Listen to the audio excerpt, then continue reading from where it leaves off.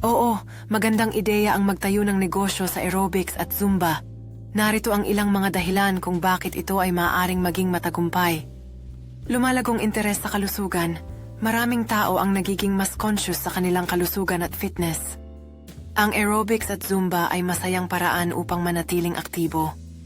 Pagtutok sa komunidad, ang mga klase ay madalas na nagiging pagkakataon para sa social interaction. Maaring makabuo ka ng komunidad ng mga tao na may pare-parehong interes. Iba't ibang target market. Maaari kang mag-alok ng mga klase para sa iba't ibang edad at antas ng fitness, mula sa mga bata hanggang sa mga nakatatanda.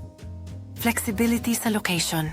Maaari kang magsimula sa isang maliit na studio o kahit online classes na nagbibigay ng flexibility sa iyong negosyo.